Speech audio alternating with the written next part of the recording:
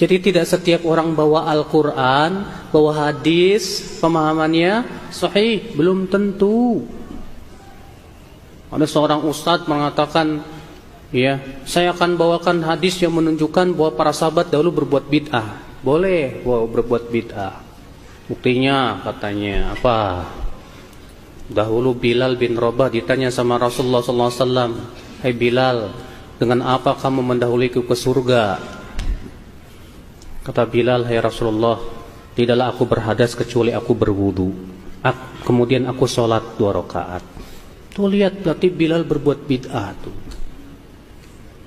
Ya, tentang seorang sahabat yang setiap sholat, setiap rakaat diakhiri dengan surat Al-Ikhlas.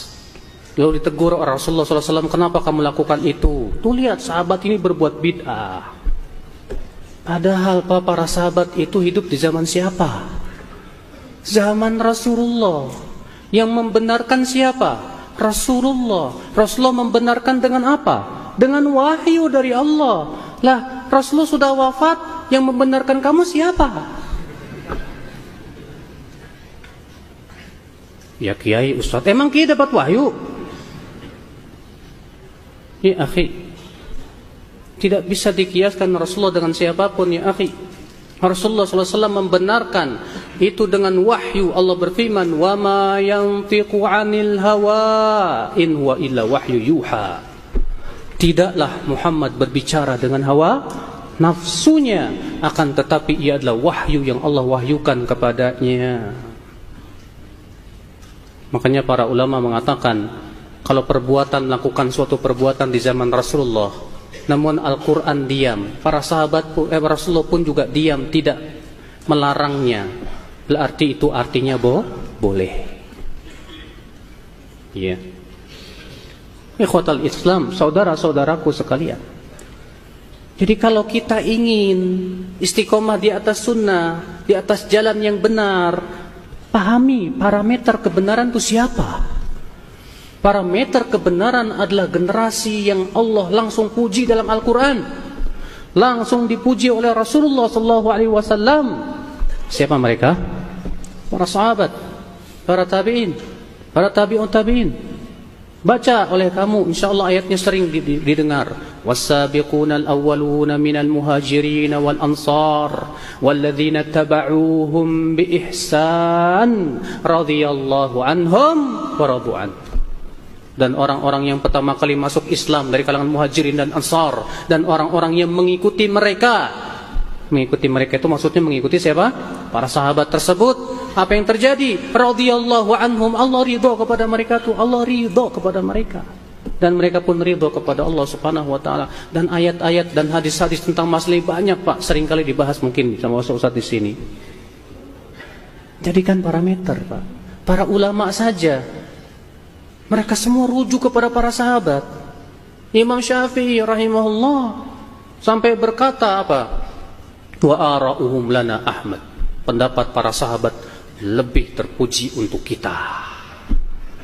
Wa aula min ara'ina li anfusina, dan lebih layak untuk kita ikuti daripada pendapat kita sendiri.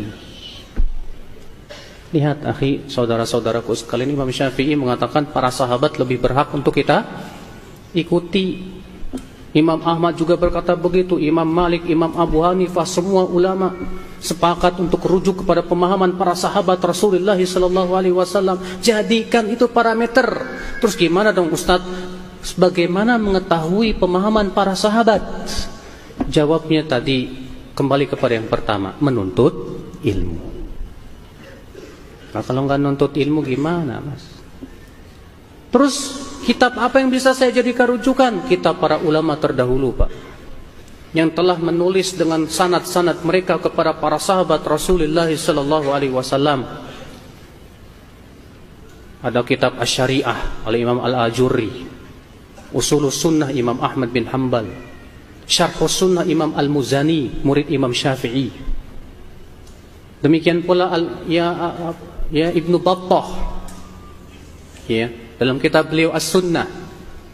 Demikian pula Al-Imam Al-Lalikai, Syarah I'tiqad Ahli Sunnati wal Jamaah. Masya Allah. Cuman masalahnya bahasa Arab, Pak. Ya. Kebanyakan kita belajar bahasa Arabnya payah ini. Kalau bahasa Inggrisnya cas-cus cesos ya. Tapi bahasa Arabnya aduh puyeng. Ya, ngeliatin huruf-huruf gundul. Tapi harus dibelajar, Pak. Harus kita pelajari ini bahasa Al-Qur'an, bahasa hadis. Maka ini saudaraku. Jadi yang kedua ini, agar kita mau istiqomah di atas pemahaman, di atas sunnah, pahamilah kebenaran dan parameternya. Parameternya adalah tiada lain pemahaman salafus salih. Wallahu a'lam.